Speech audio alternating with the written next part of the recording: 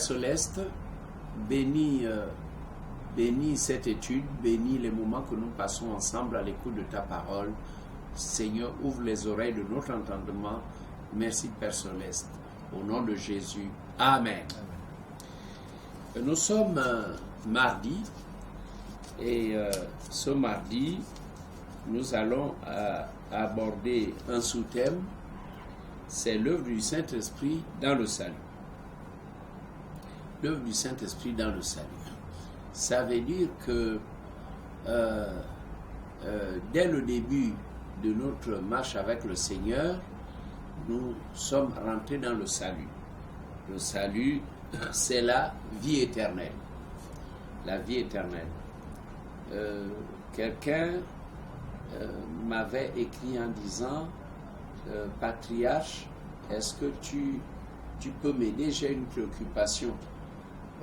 Est-ce que tu peux m'expliquer pourquoi le Seigneur Jésus, alors qu'il parlait de l'eau vive, et quand la femme samaritaine lui dit « Donne-moi de cette eau », alors il change de sujet, il dit à la femme « Va et appelle ton mari ».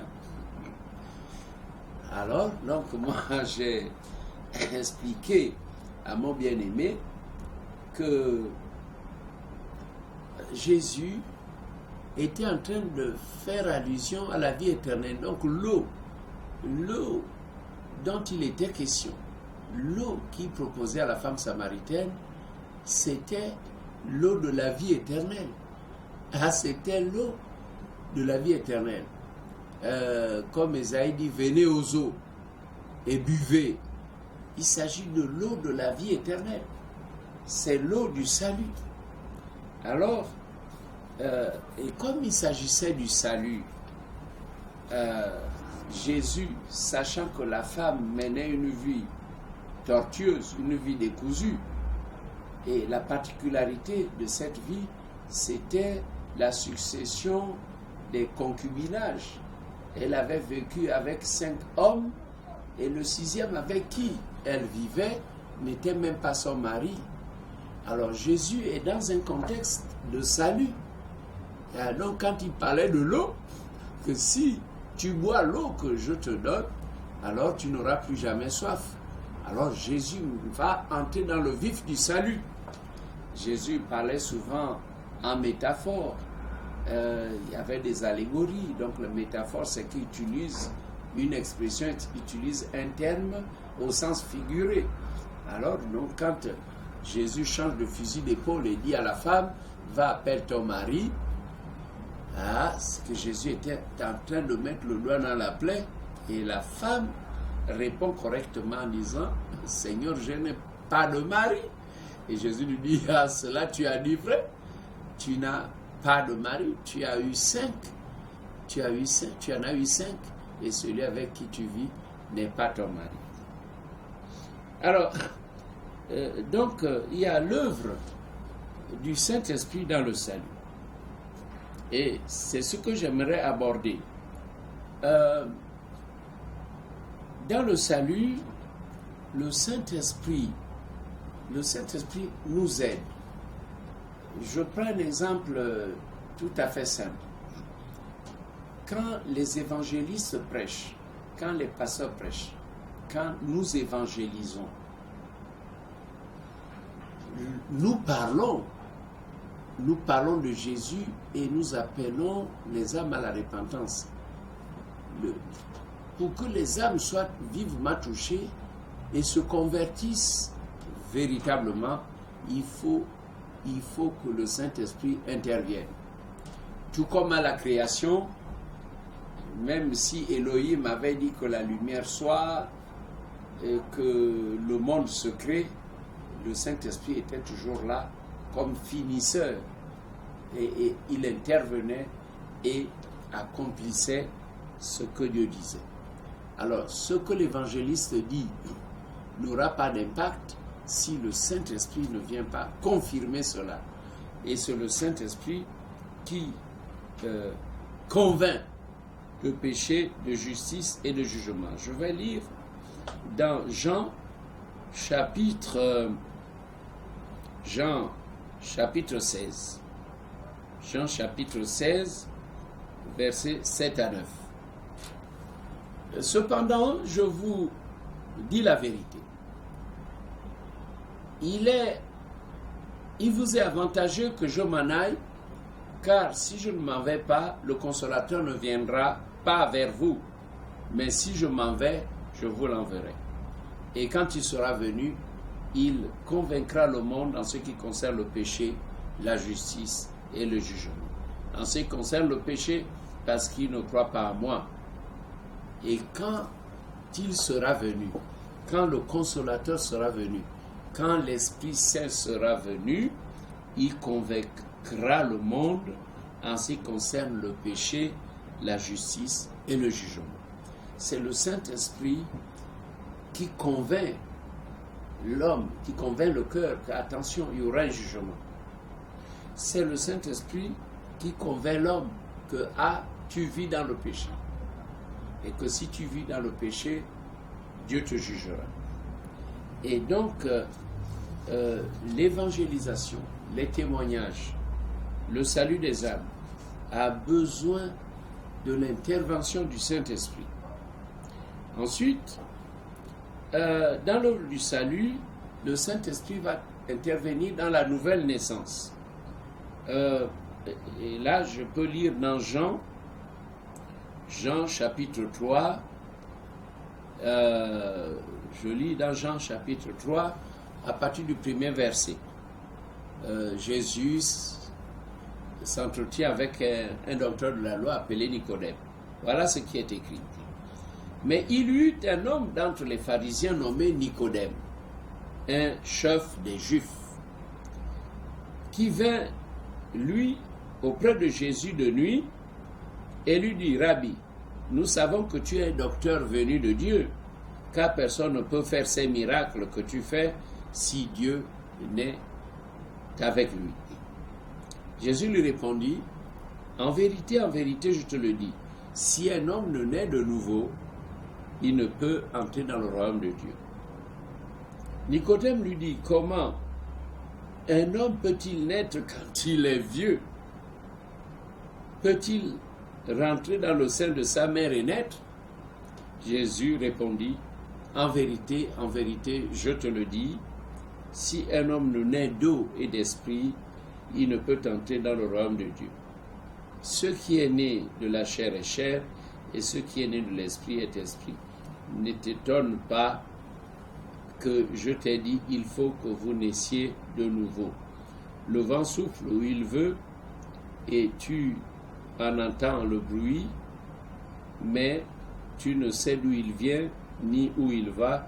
Il en est ainsi de tout homme qui est né de l'esprit. Alors, la nouvelle naissance est une thématique importante. Voyez, quand on se donne, on se convertit, on croit au Seigneur Jésus, il y a quelque chose que le Seigneur va faire. Il y a quelque chose que le Seigneur va faire. Et je vais donc arriver à cette troisième chose que je vais lire dans Romains chapitre 3, Romains chapitre 6, excusez-moi, verset 3. Ignorez-vous que nous tous qui avons été baptisés en Jésus-Christ, c'est en sa mort que nous avons été baptisés. Nous parlons beaucoup du baptême d'eau.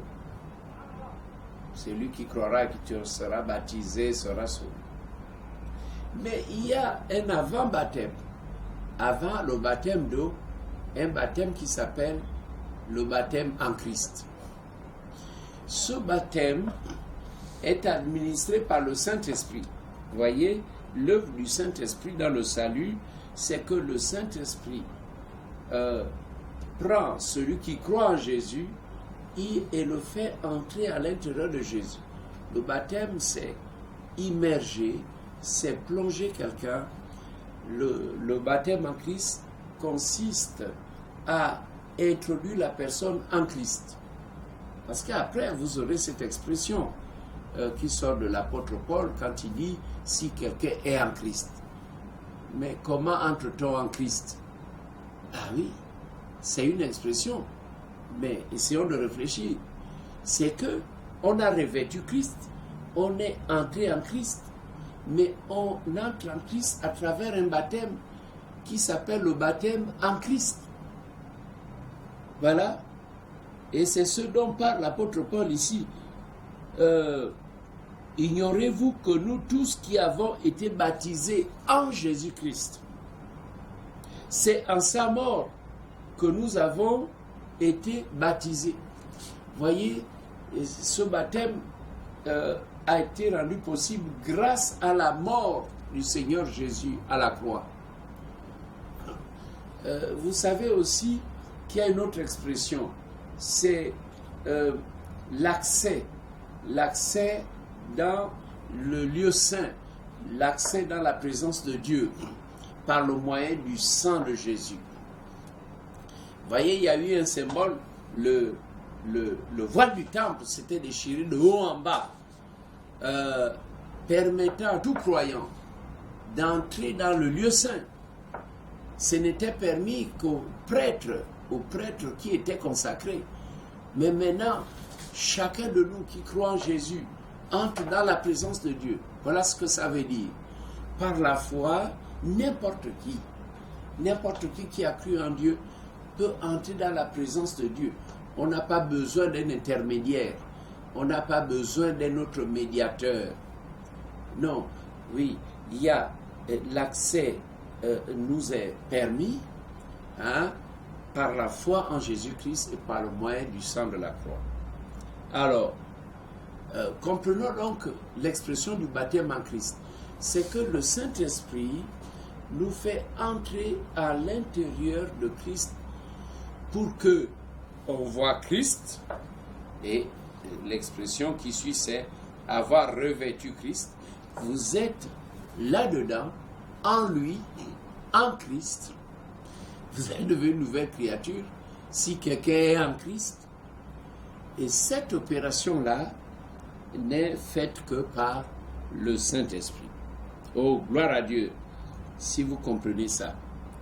Parce que après, Paul va maintenant parler du baptême que nous connaissons, qui est visible. Et il y a donc un verset qui dit, verset 5, verset 4. Le verset 4 dit, « Nous avons donc été ensevelis avec lui par le baptême en sa mort, afin que comme Christ est ressuscité des morts par la gloire du Père, de même, nous aussi, nous marchons en nouveauté de vie. » Regardez, le baptême, le symbole du baptême que nous admonissons, c'est l'ensevelissement. C'est pour ça, quand on plonge quelqu'un dans l'eau, c'est un ensevelissement. Ça veut dire qu'il est mort avec Christ à la croix et on l'ensevelit. Et comme Christ, lui, est ressuscité, voyez, le symbole, c'est que on meurt avec Christ, on s'identifie avec Christ dans sa mort, l'ancienne vie est mise à mort, clouée à la croix, le mensonge est cloué, le vol est cloué, tout ce qui est mauvais, la méchanceté est clouée, tout est cloué. On est mort, quand Christ est mort, on l'a enseveli. Alors donc, spirituellement parlant, une repentance sincère, avec renoncement de l'ancienne vie, fait que nous soyons morts par rapport à l'ancienne vie. Quant à l'ancienne vie, on est mort. Et quand on est mort, on est enseveli. Alors quand on arrive au baptême, c'est que c'est un signe d'obéissance. Parce qu'on comprend. On comprend que si Jésus-Christ est allé se faire baptiser au Jourdain, nous aussi, nous devons le faire. Si Jean-Baptiste baptisait dans le Jourdain, si les apôtres ont baptisé, nous devons aussi nous faire baptiser. C'est un signe d'obéissance. C'est pour ça que tous ceux qui ne se feront pas baptiser, eh bien, celui qui ne croira pas et qui ne se fera pas baptiser sera condamné. Alors, maintenant, quand on arrive au baptême d'eau, au baptême que le pasteur administre, que l'évangéliste administre, quand on arrive à ce baptême physique, ce baptême symbolise l'ensevelissement et la résurrection pour marcher en nouveauté de vie. Vous voyez, l'apôtre Paul a parlé de ces deux baptêmes. Le baptême en Christ et le baptême d'eau. Il y en a un autre, plus compliqué, je n'en parle pas maintenant. Alors, dans l'œuvre du salut, nous voyons comment le Saint-Esprit va opérer. Il convainc de péché, de justice et de jugement, et il nous introduit en Christ pour que nous ayons la pensée de Christ, pour que la vie de Christ nous soutienne. Alors, ensuite, il fait de nous des nouvelles créatures et par la suite, nous pouvons arriver au baptême d'eau qui est un acte officiel dans l'Église, et par le baptême d'eau, vous devenez d'office membre d'une Église locale. Alors vraiment que Dieu nous aide à comprendre ces différentes étapes, la conviction du péché, la nouvelle naissance, le baptême en Christ, suivi du baptême d'eau. Voilà pour ce mardi soir, que Dieu vous bénisse. Merci Seigneur, quoique nous, les vieux pentecôtistes, nous connaissons ces choses et ce n'est qu'une révision. Mais que ceux qui sont encore novices puissent comprendre comment le Saint-Esprit travaille dans le domaine du salut. Seigneur, bénis ta parole dans les cœurs, au nom de Jésus-Christ. Amen.